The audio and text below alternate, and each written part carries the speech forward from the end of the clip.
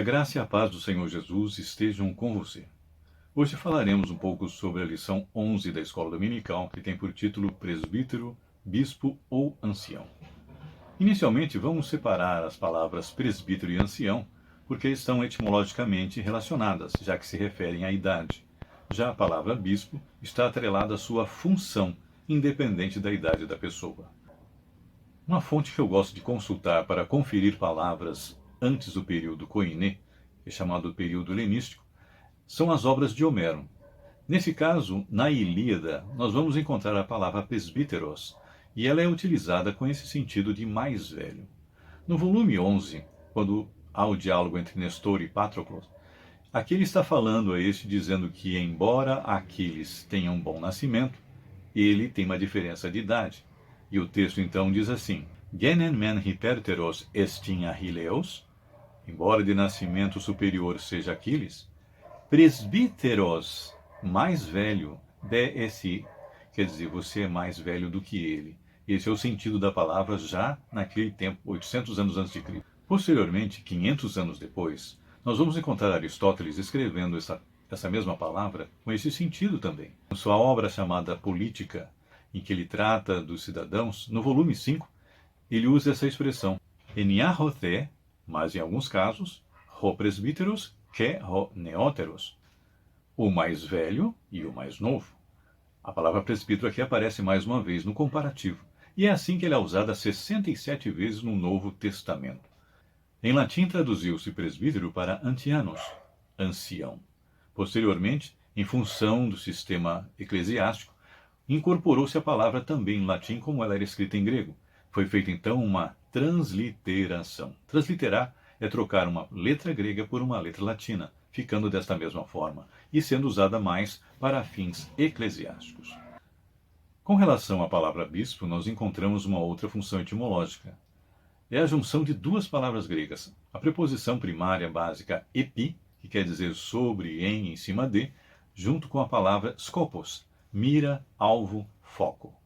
Assim nós vamos encontrar já também na Ilíada de Homero, como dissemos, 800 anos antes de Cristo, no volume 10, quando o herói Odisseus, que mais conhecemos pelo nome latino de Ulisses, propõe ao rei Menelau que se façam certas incursões no território de Troia, e o rei Menelau então lhe pergunta se ele, porventura, pretende Troiesin episcopon, que quer dizer, o campo de Troia pretende espionar?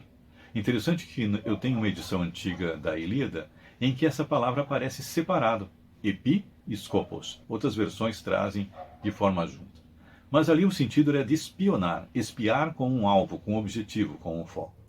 Mais de 400 anos depois, vamos encontrar esse termo, já num único vocábulo, usado por Platão na sua obra A República, em que ele trata, no volume 7, a respeito de pessoas que observam uma alma tristonha e que, ao observar tal pessoa, não se deveria rir de forma insensata, o que an alogistosielo, alá episcopi, mas sim observar. Vemos aqui que a palavra episcopi é o sentido agora de observar com cuidado, com cautela. Posteriormente, incorporou-se no grego koiné com o sentido de supervisão. O episcopos passou a ser então um supervisor. Lá em Homero, era um vigia, um espia, alguém que olhava com um objetivo. Aqui agora no grego koiné vamos encontrá-lo como um supervisor, e é assim que ele é atrelado 5 vezes no Novo Testamento. Vamos ao texto da lição. Por esta causa te deixei em Creta para que pusesses em boa ordem as coisas que ainda restam. Eu separei aqui essa expressão em duas partes para analisar as duas palavras usadas na versão Almeida Revista e Corrigida da lição que nós estamos utilizando. O termo epidiortose, que é usado como pôr em boa ordem, ela é usada pela apostólica poliglota como corrijas, e pela Bíblia de Jerusalém, cuidar da organização. Na verdade, esse é o sentido do termo. Ele significa tanto pôr em ordem, mas no sentido de corrigir, como correção propriamente dita. E a outra expressão, as coisas que ainda restam, ta leiponta, é usada pela King James em linguagem de hoje como as que faltavam fazer. A poliglota apostólica e a nova versão internacional diz as coisas que faltavam. A New International Version diz as coisas que foram deixadas sem terminar. E a nova transformadora diz para que completasse o trabalho. E o terceiro termo, presbíteros, ele é trocado pela Apostólica Poliglota King James New International Version e o Wilbur Pickering por anciãos. No versículo 6 nós vamos destacar os dois últimos vocábulos que aparecem aí em negrito. Dissolução, desobediência. As sotias, como está dissolução, a Apostólica Poliglota diz que não sejam acusados de carnalidade. A King James usa a expressão riot, baderna, tumulto. Já a linguagem de hoje, que não tenham fama de maus. A Nova Transformadora, que não sejam acusados de devassos. A Nova Versão Internacional, de libertinagem. E as Três Vulgatas diz que não sejam acusados de luxúria. O segundo vocábulo, anipotacta. A Almeida Atualizada e a Bíblia de Jerusalém trazem como insubordinação. A King James, ingovernáveis. A Nova Transformadora, rebeldes.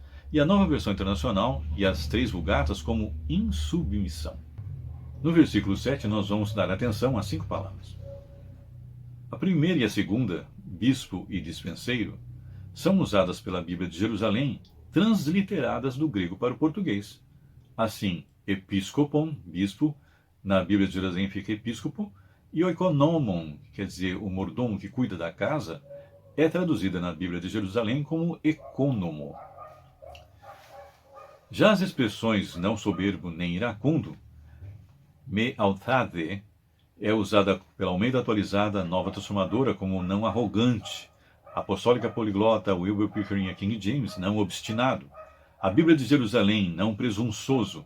A linguagem de hoje, a Nova Versão Internacional, não orgulhoso. E o não iracundo, me orgilon, a linguagem de hoje traduz como não tendo mau gênio. Diferente, né? E o último tópico, torpeganância. Esse termo merece uma atenção, porque a palavra aisrocherdi, ela é traduzida geralmente como algo ruim, dinheiro mau, e é assim que ela vem grafada em muitas versões. A Bíblia de Jerusalém, a New International Version, a Nova Transformadora e a Nova Versão Internacional diz que não tenha lucro desonesto. A King James, lucro imundo. E a linguagem de hoje, que não seja ganancioso. 1 Pedro 5:1. Aqui nós vamos observar duas palavras. Presbíteros, que a Apostólica Poliglota King James New International Version e o Will Pickering traduzem por anciãos, e a parte final, que é participante da glória, a maioria das Bíblias traduzem no presente no indicativo. Eu sou também participante da glória. Já outras versões optam por colocar no futuro.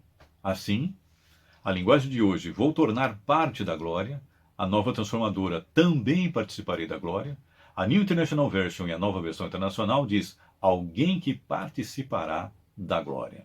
No versículo 2, nós encontramos aqui 4 vocábulos.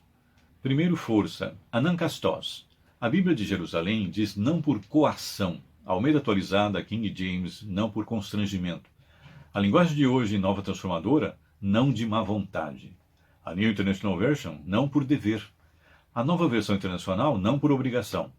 E a de Wilbur Pickering diz não por compulsão, mas voluntariamente. A maioria das Bíblias concordam com esse texto, à exceção da Almeida Atualizada, que preferiu colocar espontaneamente.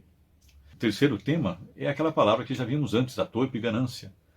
A escrocherdos, King James chama de lucro imundo, a linguagem de hoje, não para ganhar dinheiro, a New International Version e o Will Pickering, não por ganho desonesto. E por fim, a última frase, ânimo pronto. A palavra grega prothimos quer dizer prontidão, estar pronto. Aí ela é traduzida em algumas versões por ânimo, ou a King James que usa mente pronta. A Almeida Atualizada diz de boa vontade, a Bíblia de Jerusalém por devoção. A linguagem de hoje, New International Version, Nova Transformadora e Nova Internacional, dizem pelo desejo de servir. Versículo 3, temos duas expressões a analisar aqui. Domínio. Essa expressão, katakirieiontes, usada pela Bíblia de Jerusalém, King James, New International Version, Will Pickering, como senhorio, porque a palavra deriva de kyrios, senhor, mas um uso exagerado do seu senhorio. A Nova Transformadora, que não abusem da autoridade. E a palavra final, exemplo, que é tipoi, tipoi é o plural de tipos, que ela é usada por quase todas as Bíblias como um exemplo. Só a Almeida Atualizada usa aqui a expressão modelo, que é a mesma coisa. Tem uma particularidade neste versículo. Eu estava conferindo uma versão antiga que eu tenho da Vulgata de Jerônimo de 406 e da Vulgata Clementina de 1592, e elas acrescentam, depois da palavra gregis, rebanho, a expressão ex animo, de bom coração, ou de boa mente. Interessante que o padre Figueiredo, na versão portuguesa, ele acrescentou a frase também, com uma virtude sincera. Já em 1979, a nova Vulgata pôs o ponto final depois de gregis, rebanho, e parou aí tirando a expressão ex animo. No versículo 4 temos duas expressões a observar. Quando aparecer o sumo pastor, a palavra arquipoimenos quer dizer o principal pastor, arqui principal primeiro. Ela é traduzida pela Nova Versão Transformadora como o grande pastor, pela Nova Versão Internacional como o supremo pastor, e pelas três Vulgatas apenas como o líder. E por fim, a incorruptível coroa. A palavra amarantinon, na língua grega, tem o sentido de que não se murcha, que não perde o seu brilho, que não perde o seu fulgor. Imarcessível. E é assim que ela é traduzida pela Almeida Atualizada, Apostólica Poliglota, Bíblia de Jerusalém, Wilbur Pirkerin e as três Vulgatas. Imarcessível. A linguagem de hoje diz que não perde o seu brilho. A King James e a New International Version, que não se desaparece. A Nova Transformadora diz sem fim. E a Nova Versão Internacional, imperecível. Essa então foi a nossa rápida análise de alguns termos da lição bíblica que, como já dissemos anteriormente, a CPAD usa a Almeida Revista e Corrigida. Ela passou por diversas modificações desde a primeira edição de Almeida de 1681. Aí nós vemos que ela foi revista e corrigida no final do século XIX e passou por várias correções. Fiquemos assim. Se inscreva no canal, ative o sininho para ver os próximos vídeos, compartilhe com quem gosta da escola dominical e que isso possa servir de ajuda tanto para você estudar como para compartilhar com os outros a respeito de tesouros riquíssimos que nós temos na língua grega. Afinal, o grego é a língua fonte dos textos do Novo Testamento. Fiquem com Deus e até a próxima.